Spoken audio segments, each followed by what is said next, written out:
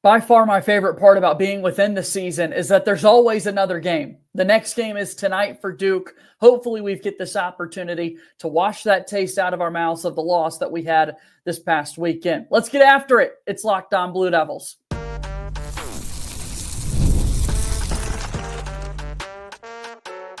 You are Locked On Blue Devils, your daily podcast on the Duke Blue Devils. Part of the Locked On Podcast Network, your team every day.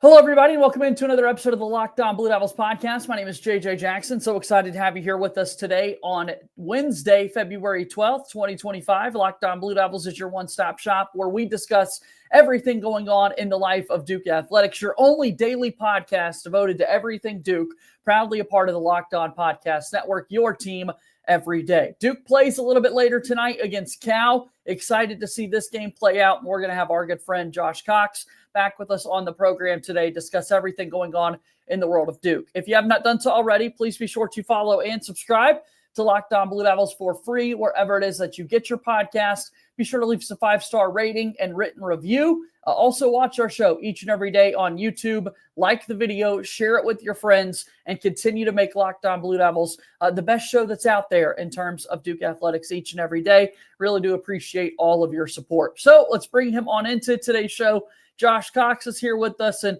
the theme throughout the week, Josh, is we didn't know what this feeling felt like. 16 games in a row, the winning streak was going on and on and on, and it felt so good. Finally, we know what it's like for Duke to suffer an ACC loss. And I tell you what, I don't want any more of them. I want to get back into the win column, and good thing that Duke gets that opportunity a little bit later here tonight.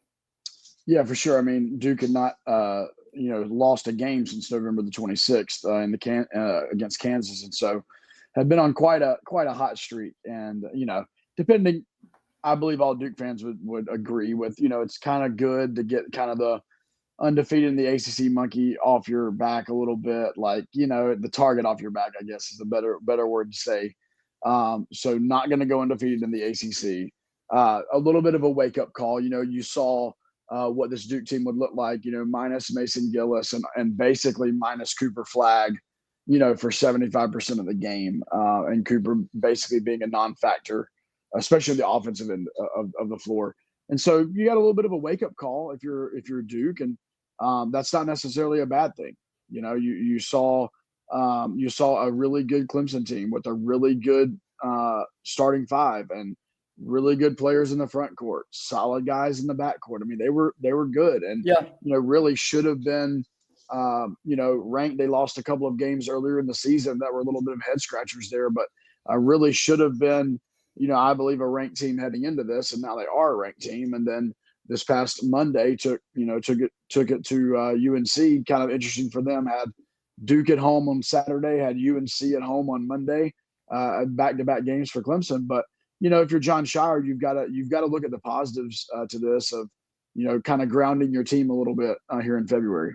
Without a doubt. I mean, the fact that you're able to, throw this one away and get a chance again to move on from a loss like this, the fact that you do still have a one-game cushion within the ACC league standings, and ultimately the greater goal is to go and be national champions at the end of the season, whatever it takes to get there and do that. Obviously, easier said than done, easier when you are a 1 seed within the tournament. So you do want to continue to play a really high level of basketball, as we've seen Duke do throughout the course of the season. But when you look at the ACC and you start to build the resume and that sort of thing, the conference needed a loss like this, or a win like this, from the Clemson perspective.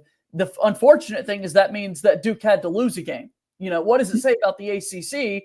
If Duke sits here and goes 20-0, there aren't any other teams right now that are really going to be able to truly bring up the reputation of the league.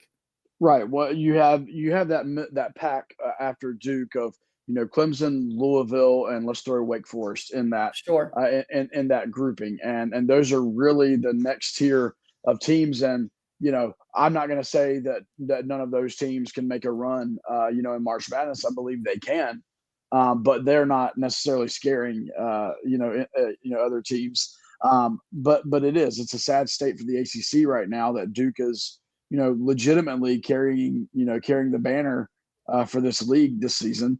And I think people expected more from a couple of teams, UNC included, and maybe even NC State to come bounce back a little bit more off of their run from last season. And so it's just not happened this year. But yeah, I mean, it's good for the ACC in the sense that you have another ranked team in Clemson. You've got Louisville that's right around there in the rankings, and then I believe Wake Forest.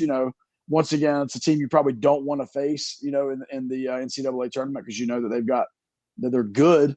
They're just not top 15, top 20 in the nation good. And so it's just a weird spot for the ACC to be in when you're talking basketball.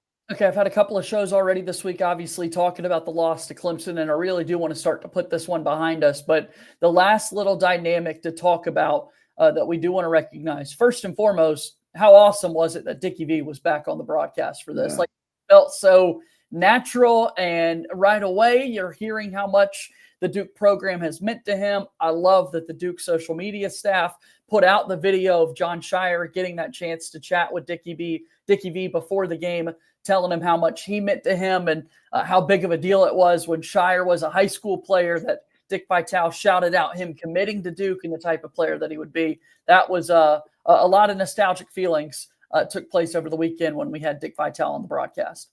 Oh, for sure. And he seems to be just such a genuine man, and, so unfortunate the multiple cancer diagnoses that he received and has fought through and beat. And then, him getting emotional a couple of times on the broadcast. And I'm sitting there going, man, I'm supposed to be watching a basketball game. And this guy's got, us, wiping our tears, off our faces. For sure. But was so happy for him and doing what he loves. And he genuinely seems like the kind of guy that doesn't take for granted, the privilege that he's had to sit courtside and become this public figure, and now using his voice for cancer research and things like that. Like, he seems to genuinely appreciate his journey and love what he does. And to me, I think there are so many people that are in the limelight that have those positions who don't appreciate it, that when you have somebody like Dickie V who seems to understand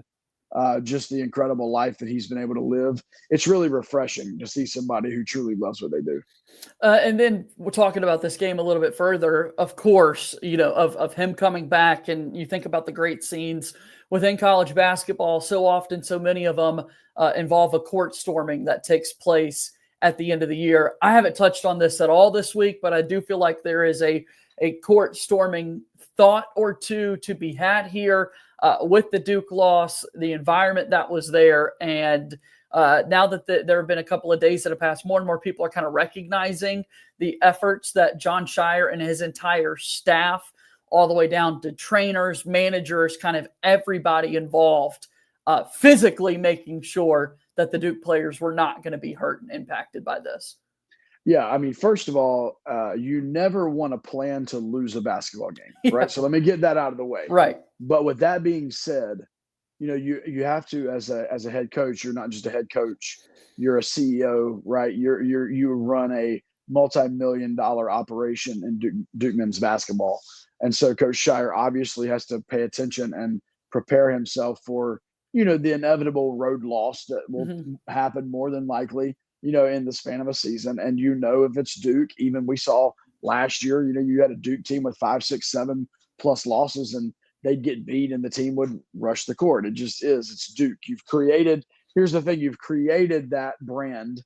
You've created those road environments where, Duke fans are paying premium dollars for road game tickets.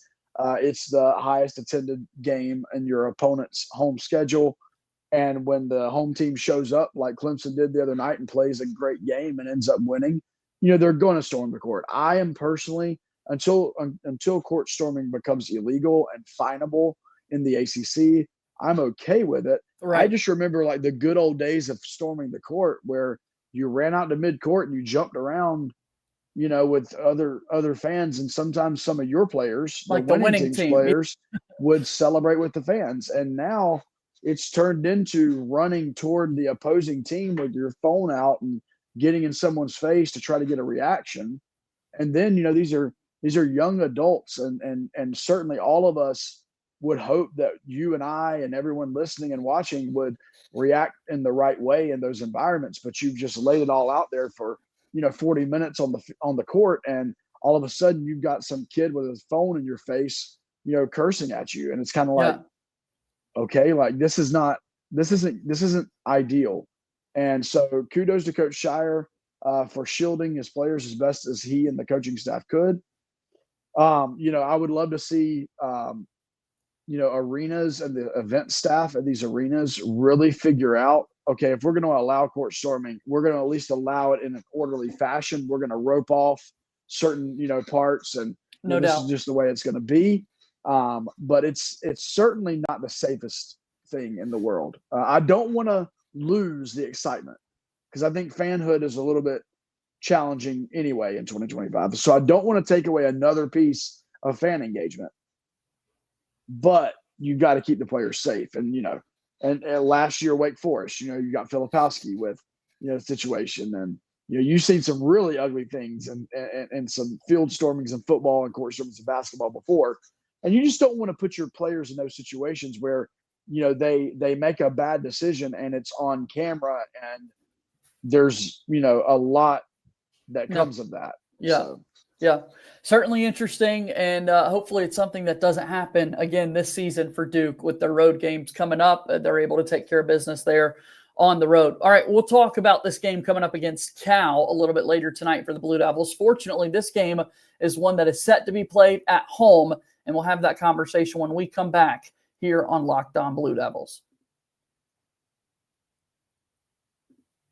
Locked On Blue Devils today is brought to you by our friends over at Wayfair. After the holiday hustle and as we get into the new year, there is nothing like giving your home a little TLC. I always find that decluttering and refreshing my space helps me get back into a routine. Whether you're tidying up, clearing out, or just want to give your space a new look to start the year, Wayfair has everything you need, all within your budget.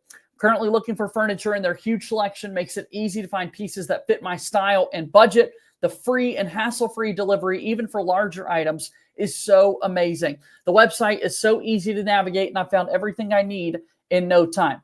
Give your home the refresh it needs with Wayfair. Head to wayfair.com right now. That's wayfair.com, Wayfair.com. Wayfair, every style, every home, a proud sponsor of Locked On Blue Devils.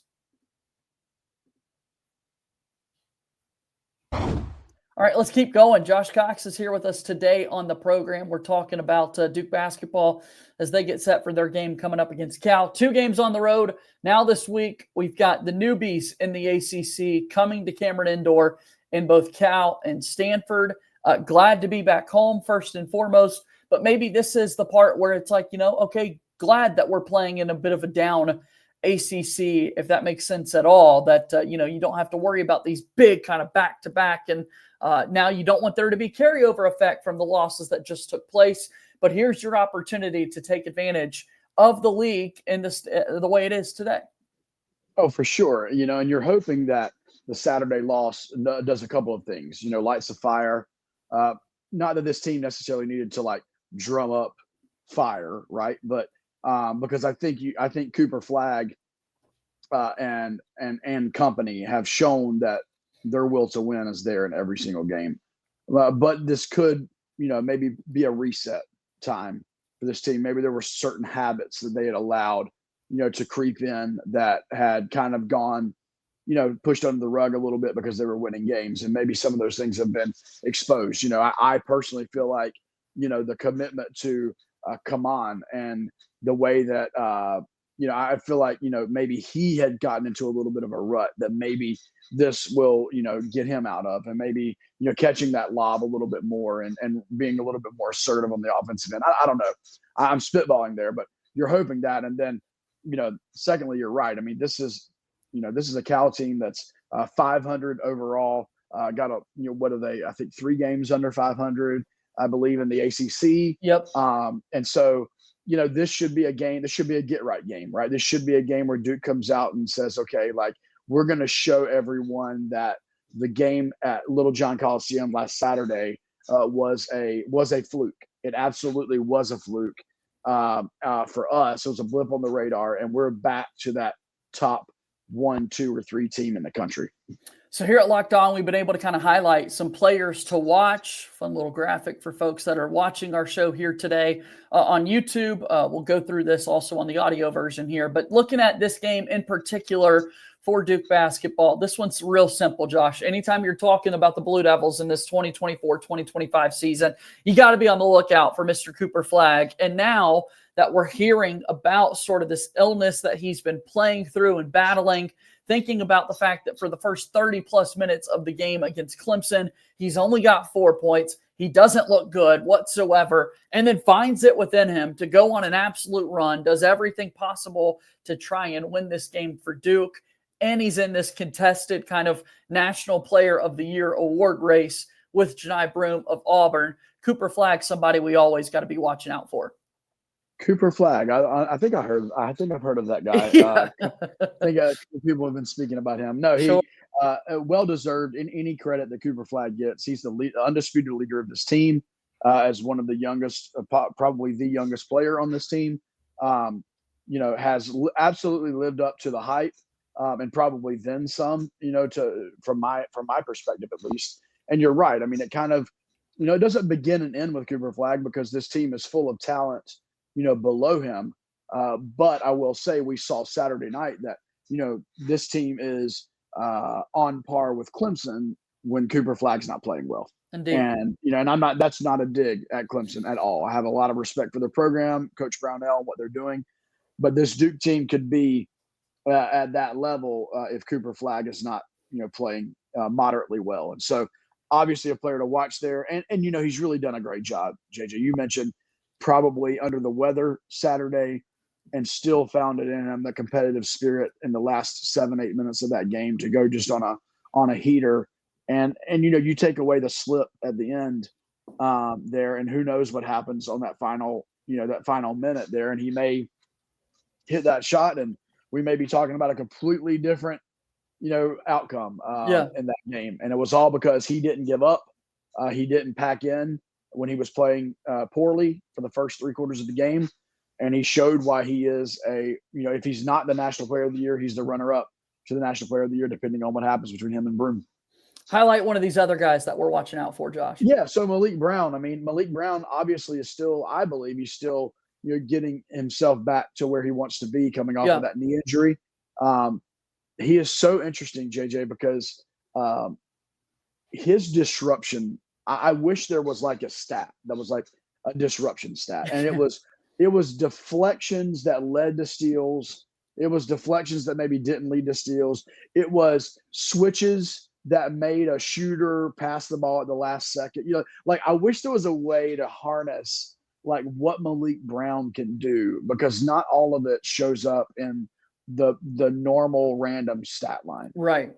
And so, Maliq allows for there to truly be a number to put a value on what he's doing compared to everyone else. Yeah, exactly. And maybe it'd be astronomical. Plus minus. You may be able to look at plus minus as a kind of an abstract look, at what he does for Duke. But Maliq Brown allows Duke to switch 1 through 5 at all times, which they have begun switching 1 through 5 with Maliq some.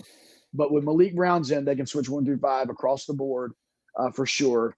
And so looking at him and the defensive just efficiency that he brings, and then his ability to pass the ball on the offensive end. And then the last one that we have on players to watch is Sion James. Yeah. And, man, you talk about a Mack truck that can absolutely run over anyone on that court. Sure. But has such a genuine vibe to him, man. Like always on top side, never gets too low, doesn't lose his control or temper, or stays like very, very positive and upbeat during games. And oh, by the way, is an incredible defender. Oh, by the way, is an efficient offensive player. And this is a guy who last year at Tulane was the focal point of their offense, averaging 17 points a game, and who has purposely been willing to take a back seat. And by back seat, I mean, the third or fourth or potentially fifth option on offense, depending on which rotation Jon Scheyer has out there on the court. And so, just 2 important players, both of them transfers, both of them bringing some grown man attitude to this Duke team. And, you know, if these guys are playing well, then all it does for these young guys like Khan and Isaiah and Cooper, it just makes their life easier when Yeah. these older guys are playing well. Yeah, I had Maliq Brown and Sion James up there. One, for the Maliq perspective, this easily could have been my watch as well, but I mean, Duke got beat up on the boards, 36-23 against Clemson. Worth noting that Duke's actually been out-rebounded by 3 consecutive games, and so someone like Maliq Brown, who's got experience within the ACC, this is a chance for him as he is still kind of working his way back into playing shape and everything that's there. He was off against Clemson, which was shocking, considering the impact that Ian Shefflin and Victor Locken can have for that Clemson team. Felt like Maliq Brown was going to be the one to step up. And then for Sion James, I'm thinking about the Cal perspective in this as well, that Andre Stojakovic is about all they got on the offensive end of the floor. He's coming back from injury and feels like Sion James can really make an impact there defensively with the moments that he's got. And then unfortunately, what we've seen from Caleb Foster here lately, Josh, hasn't been great. I mean, just a really tough go of it in that Clemson game, which makes it all the more important that Sion James continues to play the way that he has, because Duke needs somebody there, right? Duke needs someone else to kind of help them run the offense, get into sets, and get into those looks. Yeah, and just a reminder for those that are watching and listening, Stojakovic almost was a Blue Devil. Right.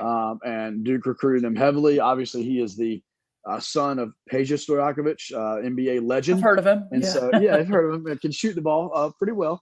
And so, you know, and honestly, back to that real quick with Stojakovic, you know, these guys that, you know, they almost commit somewhere and they wind up going somewhere else. Like, it's interesting to see how they're going to respond in a game like this. I mean, he's coming to Cameron Indoor Stadium. He, you know, is familiar with Duke and the system and how Duke operates because he was recruited by them so heavily. And, you know, he may come in with a huge chip on his shoulder wanting to prove a point.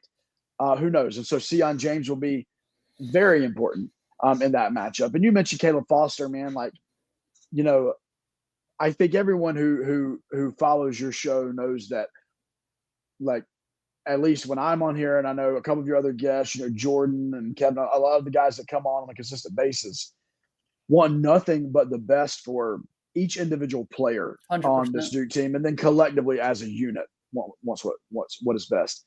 Caleb is just having a really difficult season. Yeah. And to the point that it's becoming very difficult to watch. And, you know, if you're Coach Scheyer, you've got to be wondering, like, is this, you know, does he stay in the rotation at all? And that's just the unfortunate doing of having a really, really good roster and a really, really good season, is that you can't afford to not punish, but you can't afford to hamper the overall team and what the success of this team can be, because you really do care about Caleb Foster and you want him to succeed, but you can't do that at the expense of the entire collective unit. And so that's a tough situation for Coach Scheyer.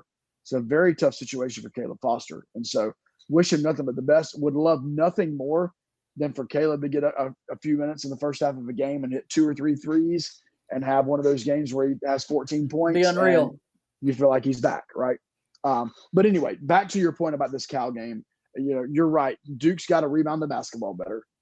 They have to. Now, I'm not overreacting to the Clemson game because, I mean, you mentioned with Shireman and the huge guy, whatever his name is. Locken, yeah. Locken, that's his name. Really, Shefflin and Lachlan. Yep. Shefflin and Lachlan. Sounds like a law firm. But really, really, really aggressive and really good front court there. Really good.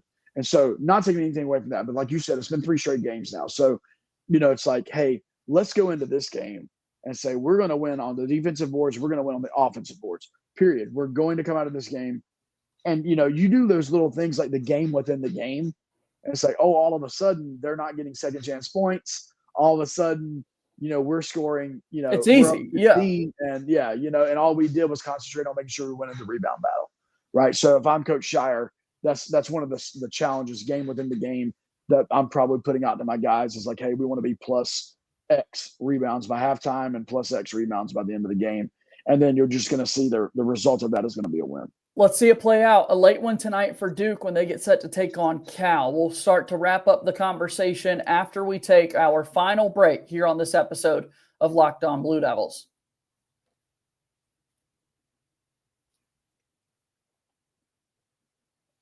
Thank you so much for making Locked On Blue Devils your first listen and first watch each and every day. After this show, make sure that you go check out Locked On ACC, our Locked On ACC podcast with our friends Alex Dono and Kenton Gibbs, keeping it real and bringing you the truth about where your favorite ACC team stands within the conference. Go ahead and make sure that you find Locked On ACC on YouTube or wherever it is that you listen to your podcasts. Also, make sure you check out Locked On Sports Today, a big rundown about everything going on in the wide world of sports. Locked On Sports Today. Go and find it wherever you can. Wrapping up our show, Josh Cox is here with us, and Josh talking about this game once more. Get to see Jon Scheyer back in action a little bit later, and again, just really thrilled about the evolution that this team has had throughout the course of the season, right? We're talking about the Clemson game in particular, where Duke shoots 50% from three-point range. The offense, in so many ways, had a big game from Proctor. Flagg got going late. Con Knipple had 4 3-pointers. And whatnot. The defense is a little bit what let them down with Clemson shooting so well. And this is another opportunity where if anybody is not sold on Jon Scheyer yet, how dare you? But I think he's going to start to prove people wrong because once again, Duke's going to need to make and will make the appropriate adjustments here moving forward. Yeah, for sure. And listen, basketball is a game. And in any game, just like whatever you feel you play a board game, you play any game, whatever. Yeah. There's the element of chance, and there's the element of like sometimes the chips fall your way, and sometimes they don't. Right? I mean, a guy shoots a 3, the ball bounces off the rim. Sometimes that ball bounces right to you, and you didn't box out, you didn't do anything, but the ball bounced to you, and so you got a rebound. Meanwhile, your opponent was boxing out your teammate and doing everything right, and the ball just didn't bounce to your opponent. It bounced to you, and vice versa. That's the way I look at the game Saturday night with Clemson. The ball didn't bounce Duke's way enough, and it bounced Clemson's way. And I don't know specifically, other than rebounding, I don't know that I can point to like one thing and say that's what it was. It's like, no, there were just a series of things. And so I wouldn't overreact. I'm not overreacting to the game. I don't think Coach Scheyer's overreacting. I think they're going to properly react, which is you react by coming out and playing harder. You react by coming out and focusing even more intentionally on your defense, controlling the things that you can control, making sure your switches. There are a couple of times, where a miscommunication on a switch, or you saw, maybe when they weren't switching on the 5 with Kaman, you saw maybe the guard jump too quickly off of the big and Kaman couldn't get back, or, you saw some little timing issues on defense. And so the only thing you can do if you're Coach Scheyer is say, hey, listen, we're going to tighten up on the things that we can control. And look, if they hit shots with hands in their faces, fading away with 3 seconds to go on the shot clock, like you can't do anything about that, but you can control the things you can control. And so that's to me what Duke's got to do tonight, heading into this game with Cal. Control what you can control. Do your switches properly on defense. Make sure you're in the right position. Get position for rebounds. Don't turn the ball over. All those things, right? You do those things, hit your free throws, you win basketball games. Thanks for being here today, Josh. Enjoy the game a little bit later tonight, and I'll see you on the show a little bit later this week as well, okay? All right, JJ, have a good day, man. All right, that's Josh Cox joining us here on today's episode of Locked On Blue Devils. Go support him and all of his work with Duke Football Talk. Also check out Duke Report. He's on X at Joshua Cox. Really appreciate his time each and every week joining us here on the program. That'll do it for today's show. As always, go Duke. Let's go get a win tonight. I'll talk to you again soon. My name is JJ Jackson. Thank you and good day.